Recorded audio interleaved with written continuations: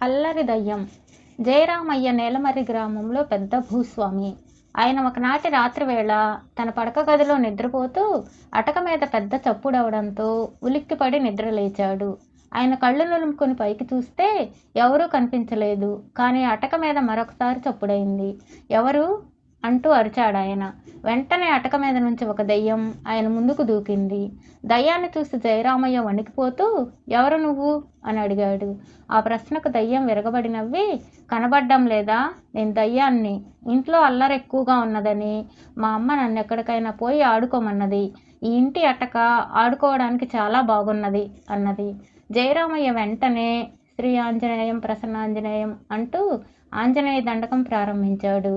దయ్యం నవ్వి, చచ్చిపోయే ముందు మా ఇంట్లో కూడా అందరం ఆంజనేయ స్వామి భక్తులం. నీ దండకం మా మీద పనిచేయదు అన్నది. జయరామయ్యకి ఏం చేయాలో తెలియలేదు. ఆయన కాసేపు ఆలోచించి, పొరుగింట్లో ఇంకా పెద్ద అటక ఉన్నది, అక్కడికి పోయి ఆడుకోపో అన్నాడు. నేను నిన్నేమీ చేయను. నీ మానాన నువ్వు పడుకో, నా మానాన నేను ఆడుకుంటాను అన్నది దయ్యం. సరే, నీ ఇష్టం అని జయరామయ్య తిరిగి పడుకున్నాడు. దయ్యం ఎగిరి అటక మీదకు పోయింది. ఆ తర్వాత ఒకటే చప్పుళ్ళు.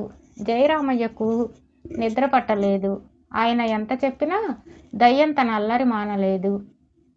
తెల్లవారుతుండగా దయ్యం ఆయనతో, నీ ఇల్లు చాలా బాగున్నది, ఆడుకోవడానికి రాత్రికి మళ్ళీ వస్తాను అని చెప్పి వెళ్ళిపోయింది. జయరామయ్యకు 50 ఏళ్ళుంటాయి. 2 ఏళ్ల క్రితం ఆయనకు భార్య పోయింది. ఒక్కడే కొడుకు, పేరు రఘుపతి. వాడికి పెళ్ళయింది. కోడలు జానకి. ఆయనను కన్న తండ్రి కన్నా మిన్నగా ఆదరిస్తుంది. దయ్యం వెళ్ళిపోగానే జయరామయ్య కొడుకును కోడలును పిలిచి రాత్రి తనకు కలిగిన అనుభవం గురించి చెప్పాడు. దయ్యాలనేవి లేనే లేవు, నువ్వు భ్రమపడి ఉంటావు అన్నాడు రఘుపతి. మామయ్య, ఈ రాత్రికి మేము మీ గదిలో పడుకుంటాం, మీరు మా గదిలో పడుకోండి అన్నది కోడలు జానకి. జయరామయ్య సంతోషంగా అందుకు అంగీకరించాడు. అయితే ఆ రాత్రి ఆయనకు నిద్ర పట్టబోయే సమయంలో గదిలో పెద్ద చప్పుడై ఉలిక్కిపడి లేచాడు. ఎదురుగా మళ్ళీ దయ్యం నిలబడి ఉంది. అది జయరామయ్య కేసి కోపంగా చూస్తూ, నేనే చప్పుడు చేసి నిన్ను నిద్రలేపాను అన్నది. ఎందుకోసం అన్నాడు జయరామయ్య విసుగ్గా. అటక గదిలో నువ్వే పడుకోవాలి, అప్పుడే నాకు ఆ గదిలో ఆడుకునేందుకు బాగుంటుంది. వెంటనే వెళ్ళి నీ వాళ్ళని నిద్రలేపు, మీరు త్వరగా గదులు మారండి అన్నది దయ్యం ఆజ్ఞాపిస్తున్నట్లు. నేనెక్కడే పడుకుంటాను అన్నాడు జయరామయ్య బెంకంగా. అలాగైతే నేను ఊళ్ళోని చెత్తా చెదారం అంతా తెచ్చి మీ ఇంట్లో పారేస్తాను, తెలిసిందా? నేను చెప్పినట్లు విను అన్నది దయ్యం. జయరామయ్య భయపడి దయ్యం చెప్పినట్లే చేశాడు. కొడుకు కోడలు ఆశ్చర్యపడుతూనే గది మారారు. ఆ రాత్రి కూడా దయ్యం అటక మీద పెద్ద చప్పులు చేస్తూ ఆడుకున్నది. జయరామయ్యకు కంటి మీద కునుకు లేదు.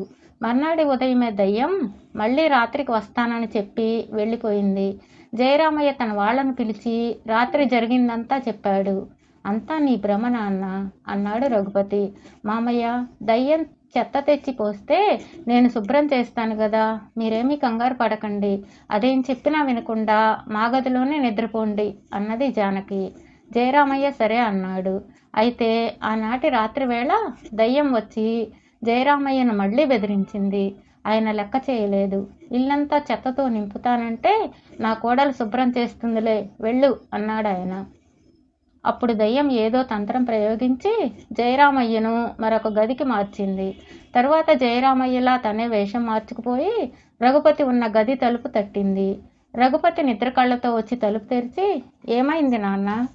దయ్యం మళ్ళీ నిన్ను బెదిరించిందా అని అడిగాడు. అదేం లేదురా, అంతా నా భ్రమ. నాకు ఈ అటక గదిలో తప్ప నిద్ర పట్టేలా లేదు. మిమ్మల్ని ఇబ్బంది పెడుతున్నానని ఏమీ అనుకోకండి అన్నది జయరామయ్య రూపంలో ఉన్న దయ్యం. జయరామయ్య కొడుకు కోడలు గది మారారు. అప్పుడు దయ్యం జయరామయ్యను అటక ఉన్న గదిలోకి మార్చి మళ్ళీ అల్లరి ప్రారంభించింది. జయరామయ్య బెంబేలు పడిపోతూ, నన్నెందుకు ఇలా వేధిస్తున్నావు? ఏం చేస్తే నన్ను వదిలిపెట్టిపోతావు అని దయ్యాన్ని అడిగాడు. నేను నీకేమీ హాని చేయనని ముందే చెప్పాను కదా, నన్ను ఈ అటక మీద ఆడుకొని నువ్వు మాత్రం ఈ గదిలోనే పడుకోవాలి అన్నది దయ్యం. వెళ్ళి నా కొడుకును కోడల్ని పిలుచుకొస్తాను, వాళ్ళు నీకు తగిన బుద్ధి చెబుతారు అన్నాడు జయరామయ్య. నీ వాళ్ళక నీ మాట నమ్మరు అని దయ్యం అంతకుముందు తానేం చేసింది ఆయనకు వివరంగా చెప్పింది. జయరామయ్యకు మతిపోయినట్లయింది. ఆ రాత్రి ఆయనకు నిద్ర లేదు. యథాప్రకారం మర్నాటి ఉదయం దయ్యం వెళ్ళిపోయింది. జయరామయ్య దయ్యం విషయంలో ఏదో ఒకటి చేయాలన్న దృఢ నిశ్చయానికి వచ్చాడు. సరిగ్గా అదే సమయంలో పొరుగురు నుంచి ఆయనకు కబురు వచ్చింది. బంధువుల ఇంట్లో పెళ్లి. జయరామయ్యను సకుటుంబంగా రమ్మన్నారు. జయరామయ్య తన ఇంటికి కాపలాగా ఒక రైతు కుటుంబాన్ని ఉండమని చెప్పి తాను సకుటుంబంగా పొరుగురు వెళ్ళాడు. అనుకోకుండా వాళ్ళందరూ అక్కడ 2 వారాలకు పైగా ఉండిపోవలసి వచ్చింది. ఆయన తిరిగి తన ఇల్లు చేరి రైతును ఇంట్లో సుఖంగా నిద్ర పట్టిందా అని అడిగాడు. ఆ ప్రశ్నకు రైతు ఆశ్చర్యపడుతూ, అలా అడిగారేం? అటక గదిలో పడుకునేవాణ్ణి. అక్కడ వెచ్చగా ఎంతో బాగుంది. ఒళ్ళు తెలియకుండా నిద్రపోయేవాణ్ణి అని జవాబిచ్చాడు. జయరామయ్య వాణ్ణి మరేం ప్రశ్నించలేదు. ఆ రోజు నుంచి దయ్యం ఆయన జోలికి రాలేదు. 1 వారం గడిచాక పొరుగింటి ఆమె జానకితో, మా ఇంట్లో అటక మీద ఒక దయ్యం చేరి రోజు రాత్రివేళ తనకు నిద్ర లేకుండా చేస్తున్నదని మా మామగారు గొడవ చేస్తున్నారు. అది మాకెవ్వరికీ కనబడడం లేదు. ఆయన భ్రమపడుతున్నారని నా అనుమానం అన్నది. జానకి ఆశ్చర్యపడి, ఇలాంటి అనుభవమే మా మామయ్యకు కలిగింది. కానీ ఇప్పుడు ఆయనకి ఆ భ్రమ లేదు. అందుకు ఆయన ఏం చేశారో నాకు తెలియదు. మీ మామయ్యను ఒకసారి ఆయనతో మాట్లాడమని చెప్పు అని సలహా ఇచ్చింది. ఆ విధంగా పొరుగింటి సుబ్బరామయ్య వెళ్ళి జయరామయ్యను కలుసుకున్నాడు. తను చూసిన దయ్యాన్ని మరొకరు కూడా చూసినందుకు జయరామయ్య చాలా సంతోషించి, నీవి నావి ఒకే రకం అనుభవాలుగా ఉన్నాయి. ఈ రాత్రి నేను నీ ఇంటికి వచ్చి ఆ దయ్యాన్ని చూస్తాను అన్నాడు. అన్న ప్రకారం ఆ రాత్రి జయరామయ్య సుబ్బరామయ్య ఇంటికి వెళ్ళాడు. రాత్రి 2వ జాము వేళ దయ్యం అక్కడికి వచ్చింది. జయరామయ్య దయ్యం ఒకరినొకరు గుర్తించుకున్నారు. నువ్వు చెప్పింది నిజం. ఈ ఇంట్లో అటక చాలా పెద్దది. నీ ఇంటికంటే నాకిక్కడే ఆడుకునేందుకు బాగుంది అన్నది దయ్యం. మరి ఆ సంగతి ముందే చెప్పాను కదా, అప్పుడే నా గదిని ఎందుకు వదిలిపెట్టి వెళ్ళావు కాదు అని అడిగాడు జయరామయ్య.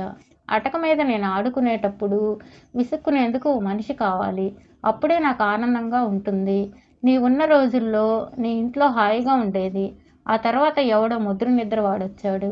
నేనెంత అల్లరి చేసినా వాడు కళ్ళు తెరిచేవాడు కాదు. దానితో విసిగిపోయి నువ్వు చెప్పిన నీ పొరుగింటికి వచ్చాను. ఇక్కడ నాకు నీ ఇంట్లో కన్నా ఎంతో బాగున్నది అన్నది దెయ్యం. అసలు రహస్యం అప్పుడు జయరామయ్యతో పాటు సుబ్బరామయ్యకు కూడా అర్థమైపోయింది. ఒళ్ళు తెలియకుండా నిద్రపోవాలంటే కష్టపడి పనిచేయాలి. అలాంటి వాళ్లతో దెయ్యానికి వినోదం ఉండదు. తామిద్దరూ ఎంతో కాలంగా శరీర శ్రమ చేయడం అన్నదే మర్చిపోయి తిని కూర్చుంటున్నారు. అలాంటి వాళ్లకు నిద్ర సరిగా పట్టకపోగా చీమ చిటుక్కుమంటే మెలకు వస్తుంది. ఈ విషయం తెలిసాక ఆ మన్నాటి నుంచి జయరామయ్య సుబ్బరామయ్య ఇద్దరూ కూడా తమ శక్తి కొలది తోట పని చేయడం ప్రారంభించారు. ఆ తర్వాత వాళ్ళను ఏ దెయ్యాలు బాధించలేదు.